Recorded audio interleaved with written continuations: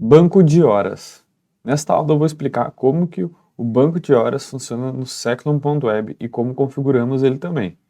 Então, primeiro a gente tem que saber o que é um banco de horas. Banco de horas nada mais é do que uma compensação de horas, onde os funcionários fazem horas extras e essas horas são enviadas para o banco de horas. As horas faltas também são enviadas para o banco de horas, só que elas são descontadas dessas horas que o funcionário tem. O banco de horas pode ser positivo, como pode ser negativo também. Eu vou mostrar como cadastramos um banco de horas no Seclum agora. Para isso, vamos até Cadastros, Banco de Horas, vamos clicar no botão de Mais e vamos incluir o nosso banco, Banco de Horas. Agora, temos que prestar bastante atenção na configuração do período. O nosso período do banco de horas tem por padrão iniciar em janeiro de 2021 até dezembro de 2021. Então pronto, agora o nosso banco de horas ele já tem um período. Então o nosso banco de horas ele se inicia 1/1 de 2021 até 31 de 12 de 2021. Quando chegar 2022, os nossos funcionários que estiverem vinculados a este banco de horas, eles não estarão mais contabilizando com o banco de horas.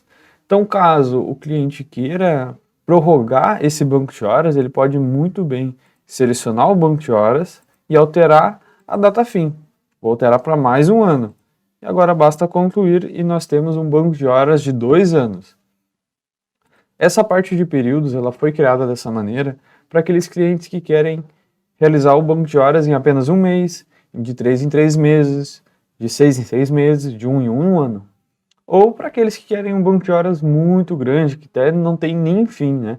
Então, mas sempre deve ser preenchido um período, e esse período, se for um banco de horas que não tem fim, preenche ali 5 anos, quando chegar no final, preenche mais 5 anos. Para adicionar um funcionário no nosso banco de horas, vamos até Funcionários, clicar no botão de Incluir e vamos selecionar um dos nossos funcionários. Eu vou selecionar o nosso funcionário Dante e vou clicar em Salvar. Como nós adicionamos um banco de horas para um funcionário, nós devemos recalcular o período, né? Para que as horas extras e as horas faltas sejam enviadas para o banco de horas e ele consiga realizar o saldo no final. Então, vamos selecionar desde o início até o fim do período.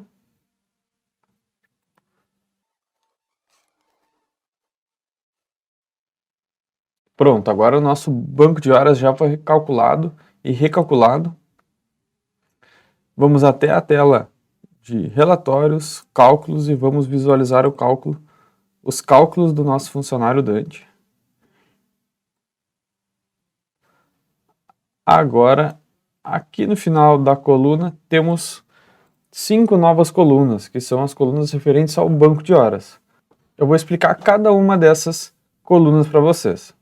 A coluna B saldo, ela representa o saldo total do banco de horas do nosso funcionário. Então, no dia 11/7, o saldo total do banco de horas, desde que ele iniciou o banco de horas, é de menos 43. Lembrando, se eu alterar aqui para 12/7 e atualizar, o nosso B-saldo modifica, pois o total mostrado na coluna B-saldo sempre é o saldo do último dia selecionado no período na nossa tela de cálculos. Agora nós temos o B-total. O B-total, o que ele representa? É o total do período que estamos selecionando. Então, é desde o início até o fim do período que estamos selecionando. Neste período, eu tenho um total de banco de horas de menos 10. Agora aqui nós temos o B-crédito, que é o crédito que o nosso funcionário, no caso são as horas extras que o nosso funcionário realizou, que foram enviadas para o banco de horas. Então, neste período do 5/7 até 12/7, nós temos 6 horas. E aqui nós temos o B-débito, que são as horas negativas que foram enviadas para o banco de horas. Como podemos ver, temos 2 dias que enviamos, são 2 dias com horas faltas. Como podemos visualizar, 2 dias com horas faltas.